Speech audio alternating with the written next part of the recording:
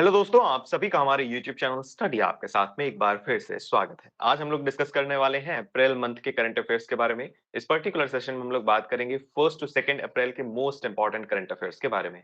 जैसा कि आप सभी को पता है, ये पूरी current affair series exam oriented है और इस पूरी करंट अफेयर सीरीज में हम लोग मध्य प्रदेश, इंडिया और वर्ल्ड की मोस्ट इंपॉर्टेंट न्यूज को डिस्कस कर रहे हैं।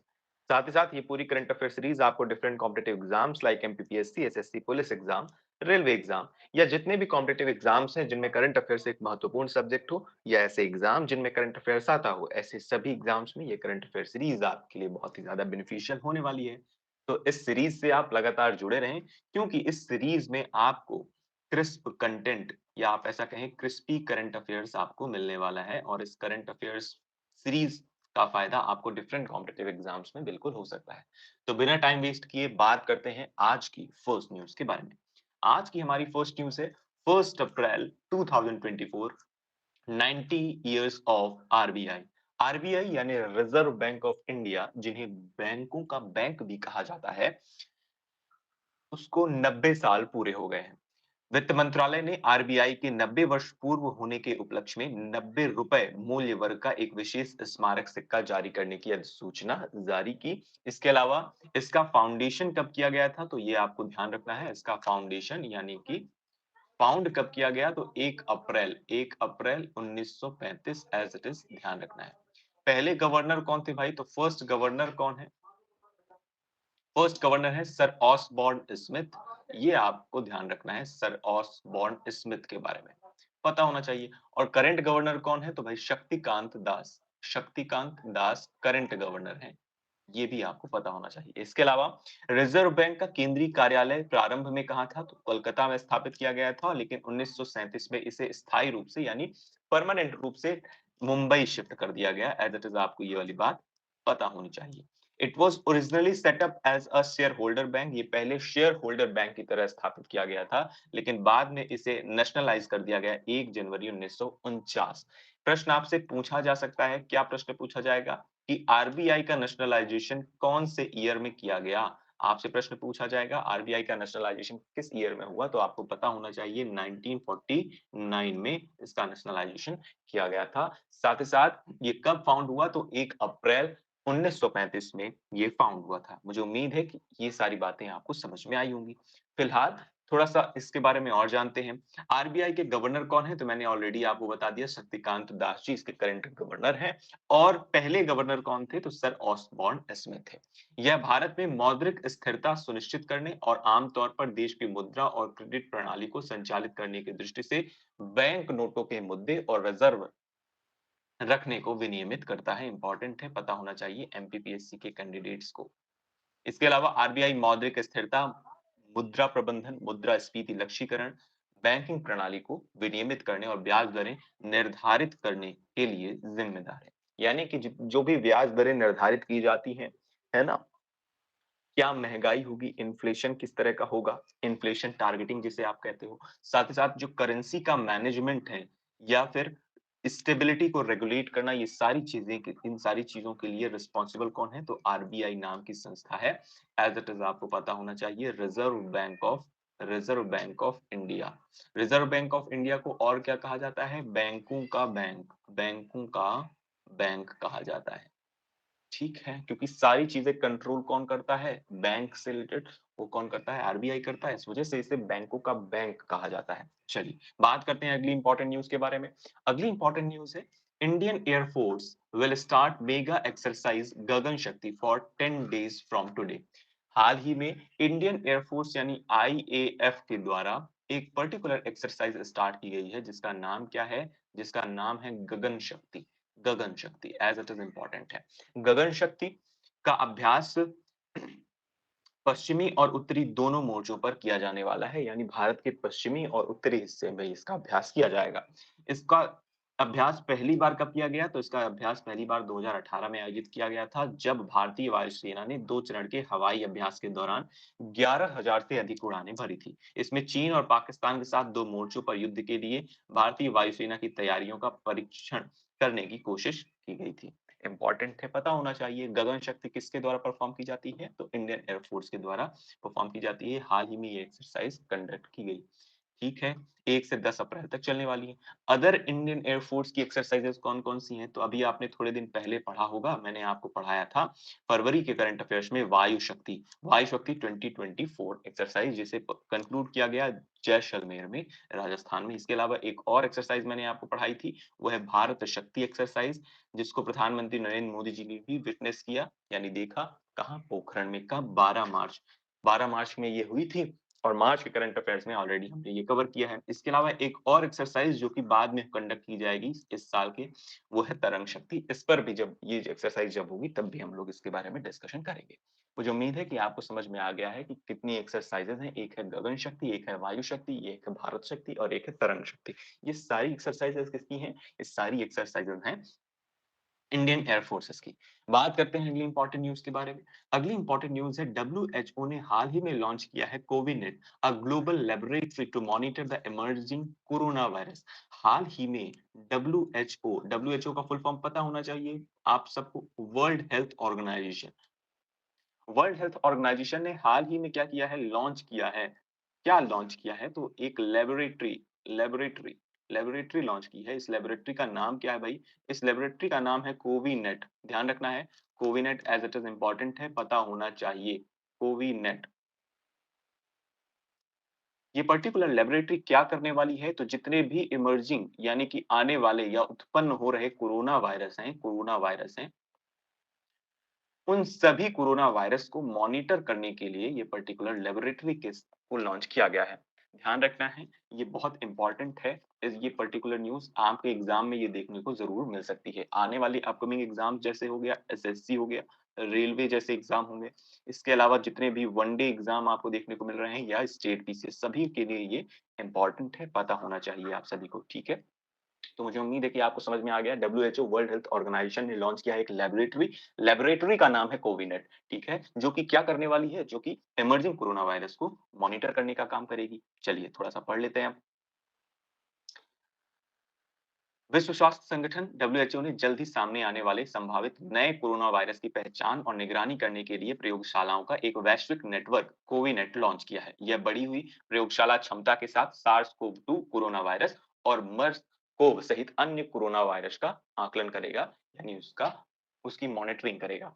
इसके अलावा कोविनेट मानव, पशु और पर्यावरणीय कोरोना वायरस निगरानी में विशेषज्ञता वाली वैश्विक प्रयोगशालाओं का एक नेटवर्क है। नेटवर्क में वर्तमान में 6 डब्ल्यूएचओ क्षेत्रों में 21 देशों की 36 प्रयोगशालाएं इसमें शामिल है। यानी ये एक नेटवर्क है, लैब्स का एक क्या है ये? नेटवर्क है, लैब्स का नेटवर्क है। इस लैब्स के नेटवर्क में है तो लेबोरेटरी ही, लेकिन बहुत सारी लेबोरेटरी मिलकर एक ये बनाई गई है। ये चेन है एक तरह से जिसमें 36 लैब्स शामिल हैं। ये वाली बात भी आप ध्यान रख सकते हैं। इसके अलावा कोविनेट में 3 भारतीय प्रयोगशालाएं भी शामिल हैं। 3 भारतीय प्रयोगशालाएं कौन-कौन सी हैं भाई? वैज्ञानिक और औद्योगिक अनुसंधान परिषद, राष्ट्रीय पर्यावरण इंजीनियरिंग अनुसंधान संस्थान, भारतीय चिकित्सा अनुसंधान परिषद पुणे में, राष्ट्रीय विषाणु विज्ञान संस्थान और ट्रांसलेशन स्वास्थ्य विज्ञान और प्रौद्योगिकी संस्थान। यहाँ पर आपको देखने को मिल जाएगा council of scientific and industrial research, जिसे आप सीएसआईआर के नाम से जानते हैं, है ना? इसके अलावा Indian council of medical research और national institute of virology, ICMR. दूसरा है आपका आईसीएमआर, ध्यान रखेंगे। और national institute of virology Pune, ये भी आपको ध्यान रखना है। एक प्रश्न पूछा गया था मुझे जो कि याद आ रहा है, नेशनल इंस्टीट्यूट ऑफ वायरोलॉजी कहाँ स्थित है? तो ध्यान रखना है ये पुणे में स्थित है। अगर आपने एक मूवी देखी हो, हॉटस्टार पर है, हॉटस्टार पर एक मूवी आई थी कोरोना वायरस से रिलेटेड, जब कोरोना वायरस की वैक्सीन से रिलेटेड एक मूवी आई थी। उस मूवी में अगर आप देखेंगे तो वहाँ पर 2 पर्टिकुलर संस्थान का ज़िक्र है, आईसीएमआर और नेशनल इंस्टीट्यूट ऑफ वायरोलॉजी। इन दोनों का ज़िक्र बहुत अच्छे से किया गया था और किस तरह से सारी चीज़ें यानी वैक्सीन्स की प्रिपरेशन हुई, क्या-क्या उस समय पर देश में चल रहा था। स्पेशली उन सारी चीज़ों को दिखाया गया है, तो अगर आपको जब भी टाइम मिले तो आप ज़रूर देखिएगा। ठीक है, चलिए बात करते हैं अगली इंपॉर्टेंट न्यूज़ के बारे में। अगली इंपॉर्टेंट न्यूज़ है इसरो विल कंडक्ट स्टार्ट 2024। सबसे पहले तो आपको पता होना चाहिए स्टार्ट का फुल फॉर्म। तो फुल फॉर्म आपको ध्यान रखना है। स्टार्ट का फुल फॉर्म क्या है? Space science technology awareness training, as it is important है, ध्यान रखना है आपको, जो कि कंडक्ट करने वाला है इसरो। इसका इम्पोर्टेंट क्या है? इम्पोर्टेंट हिस्सा है इसका फुल फॉर्म। इस न्यूज़ में क्या होने वाला है? तो भाई द भारतीय अंतरिक्ष अनुसंधान संगठन आईएसआरओ अप्रैल और मई के दौरान अंतरिक्ष विज्ञान और प्रौद्योगिकी जागरूकता प्रशिक्षण स्टार्ट कार्यक्रम आयोजित करने वाला है। यानी इसरो ये प्रशिक्षण आयोजित करने वाला है। प्रशिक्षण कार्यक्रम का मुख्य उद्देश्य युवाओं को अंतरिक्ष विज्ञान और प्रौद्योगिकी के क्षेत्र में आकर्षित करना है। यानी सिंपल सा उद्देश्य है कि स्पेस साइंस और टेक्नोलॉजी में यूथ्स को क्या करना है, आकर्षित करना है। इसके अलावा भारत के शैक्षणिक संस्थानों, विश्वविद्यालयों, कॉलेजों में अध्ययनरत भौतिक विज्ञान और प्रौद्योगिकी के स्नातकोत्तर छात्र यानी पीजी वाले छात्र, जिनका पीजी हो चुका है, साथ ही साथ यूजी में जो लास्ट ईयर में है, वो इस प्रशिक्षण का हिस्सा बन सकते हैं। तो इम्पोर्टेंट है, आपको पता क्या होना चाहिए, स्टार्ट का फुल फॉर्म। इस न्यूज़ से सिर्फ आप इतना ही ध्यान रखेंगे और किस लिए ये आयोजित किया जाता है, ये ध्यान रखेंगे। तो ये प्रशिक्षण कार्यक्रम है, ये वाली बात आपको पता होनी चाहिए। कमेंट सेक्शन में आप क्या बताएँगे? कमेंट सेक्शन में आप मुझे बताएँगे, इसरो का हेडक्वार्टर कहाँ है? इसरो का हेडक्वार्टर कहाँ है?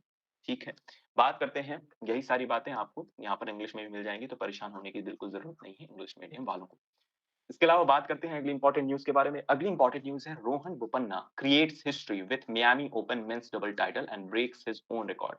अब बात क्या है और ये न्यूज़ क्या है? ये न्यूज़ है कि मियामी ओपन टूर्नामेंट में रोहन बोपन्ना मेंस डबल का टाइटल उन्होंने हासिल किया है और अपना ही रिकॉर्ड उन्होंने तोड़ दिया है। अब जैसे ही ये आता है, ये शब्द आते हैं मियामी ओपन जैसे शब्द, तो ये हमें समझ में नहीं आते, या बहुत सारे लोगों को हो सकता है समझ में आता हो, लेकिन उनमें से बहुत सारे ऐसे भी लोग हैं जिन्हें समझ में नहीं आता। इसे हम थोड़ा-सा क्लैरिफाई करना चाहते हैं और एक बार क्लैरिफाई करेंगे, वो सारी चीज़ें आपको आसानी से लंबे समय तक याद रहेंगी। तो क्या है भाई? तो एक आप सभी ने एक स्पोर्ट का नाम सुना होगा, टेनिस। टेनिस का एक टूर्नामेंट होता है, इस टूर्नामेंट टेनिस का एक टूर्नामेंट, और ये जो रोहन बोपन्ना साहब आपको यहाँ पर दिख रहे हैं, ये कौन है? एक टेनिस प्लेयर है, ठीक है? तो ये वाली बात भी आपको पता होनी चाहिए। तो पहली इंपॉर्टेंट बात आपको पता चल गई कि रोहन बोपन्ना साहब टेनिस प्लेयर। अब टेनिस टूर्नामेंट जो होता है, इसमें specially specially ATP masters tournament होते हैं। इन्हें क्या कहा जाता है, इन टूर्नामेंट्स को? ATP masters tournament. और जो कि कितने होते हैं? जो कि 9 होते हैं। ये टोटल 9 टूर्नामेंट्स होते हैं। इन सभी के नाम पता होना चाहिए, जिनमें से एक है मियामी ओपन, ठीक है? जिनमें से एक है मियामी ओपन। तो पहला क्या है? तो पहला है कैनेडियन ओपन, कैनेडियन ओपन। दूसरा आपको ध्यान रखना है, दूसरा आप लिख सकते हो कि इटालियन ओपन, इटालियन ओपन। इसके अलावा तीसरा आप याद रख सकते हो Indian Wells Open, Indian Wells Open. इसके अलावा फोर्थ आप याद रख सकते हो Miami Open, Miami Open. Fifth आप ध्यान रख सकते हो Monte Carlo Masters, Monte Carlo Masters. ये नाम है, ध्यान रखना है, इन टूर्नामेंट्स के नाम है, क्योंकि अलग-अलग जगह पे आयोजित किए जाते हैं, इस वजह से इनके नाम अलग-अलग हैं। ठीक है? तो परेशान होने की बिल्कुल ज़रूरत नहीं है। मैड्रिड ओपन, ये 7वां आप सभी को ध्यान रखना है। 7वां है सिनसिनाटी ओपन। इसके अलावा 8वां क्या है? तो 8वां शंघाई मास्टर्स। अच्छा, जिनको ये नहीं दिख रहा होगा, तो मैं पीडीएफ में ये सारी चीज़ों इन इन पिक्चर्स को छोटा कर दूँगा, तो जिससे आपको ये सारे वर्ड्स दिखने लगेंगे। और 9वां जो कि आप सभी को ध्यान रखना है, वो है पेरिस मास्टर्स। तो ये इस तरह से आपको समझ में आया, किस तरह से टोटल 9 एटीपी मास्टर्स टूर्नामेंट हैं। इनमें से एक है आपका मियामी ओपन। अब मियामी ओपन में क्या होगा भाई, तो हर एक टूर्नामेंट में किस तरह के खेल होंगे? तो टेनिस टूर्नामेंट्स हैं, इसलिए मेन सिंगल्स होंगे।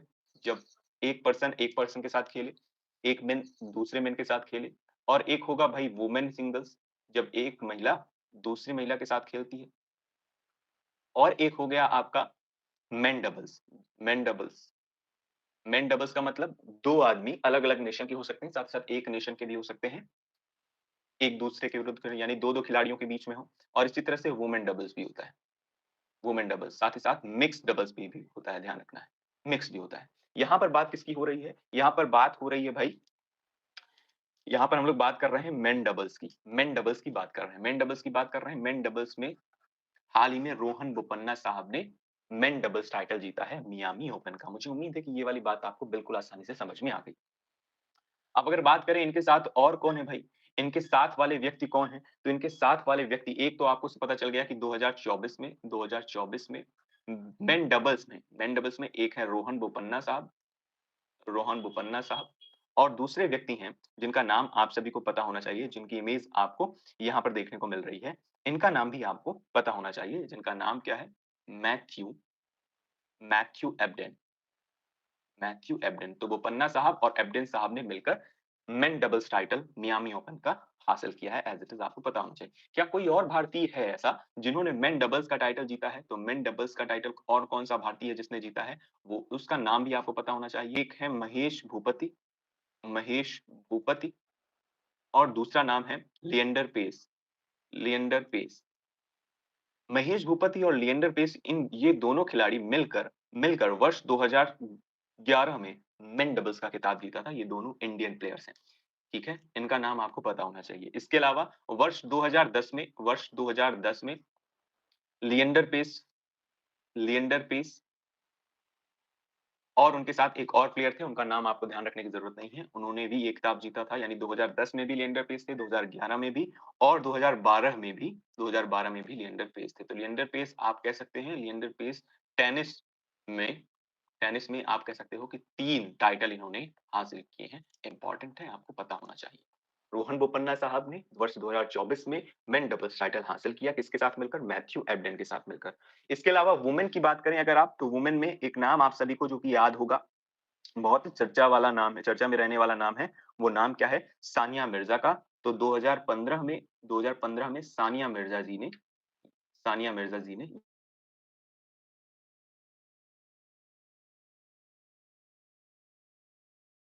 साथ मिलकर तो मार्टिना हिंगिस के साथ मिलकर वर्ष 2015 में सानिया मिर्ज़ा जी ने ये वुमेन डबल्स का नाम हासिल किया था, वुमेन डबल्स। मुझे उम्मीद है कि सारी बातें आपको समझ में आई होंगी, यही पर्टिकुलर न्यूज़ यहाँ पर दी गई है। ठीक है? इस तरह से हमारी न्यूज़ कंप्लीट हुई। आप सभी को कमेंट सेक्शन में बताना है आप सभी को कमेंट सेक्शन में बताना है, एक सवाल तो मैंने ऑलरेडी पूछ लिया, दूसरा सवाल है डब्ल्यूएचओ का हेडक्वार्टर कहाँ है? मैंने आपको नहीं बताया है, आप सभी को कमेंट सेक्शन में लिखना है। कई बार मैं बता चुका हूँ, इस बार आज के लेक्चर में नहीं बताया जानबूझकर क्योंकि मुझे पूछना था। इसके अलावा आप सभी को बताना है इसरो का हेडक्वार्टर कौन है? साथ-साथ आप उसके चेयरमैन का नाम भी लिख देंगे, तो बहुत अच्छा होगा। ठीक है? चलिए। अगर आपको ये पूरा सेशन पसंद आया हो तो आप मुझे इन social media handles specifically Instagram, Telegram और फेसबुक पर फॉलो कर सकते हैं। साथ ही साथ इस पर्टिकुलर पूरे सेशन की पीडीएफ आपको कहाँ मिल जाएगी? हमारे टेलीग्राम ग्रुप पर मिल जाएगी, तो परेशान होने की बिल्कुल ज़रूरत नहीं है, वहाँ से आप आसानी से इसे डाउनलोड कर सकते हैं। साथ ही साथ आप इस पर्टिकुलर सेशन को अपने दोस्तों तक ज़रूर शेयर करें क्योंकि इस पर्टिकुलर सेशन में, इस पर्टिकुलर सीरीज़ में हम लोग डिस्कस कर रहे हैं सिर्फ़ और सिर्फ़ इम्पोर्टेंट करंट अफेयर्स जिससे आपको करंट अफेयर्स लंबे समय तक याद रहेगा क्योंकि हम सिर्फ इंपॉर्टेंट करंट अफेयर्स को पढ़ेंगे, इस वजह से आपको वो लंबे समय तक याद रहने वाला है। ऑलरेडी मैं कोशिश करता हूँ 2 से 3 बार रिपीट करूँ चीज़ों को जिससे आपको वो चीज़ें आपके सबकॉन्शियस माइंड में फीड हों और आप आसानी से जब भी प्रश्न इससे पूछा जाए तो आप आसानी से उसे टैकल कर सकें। हम लोग मिलेंगे अपने फिर से नेक्स्ट लेक्चर में, तब तक के लिए आप सभी अपना ख्याल रखिए और सबसे इंपॉर्टेंट बात है मुस्कुराते रहिए। Thank you, Tata, bye-bye.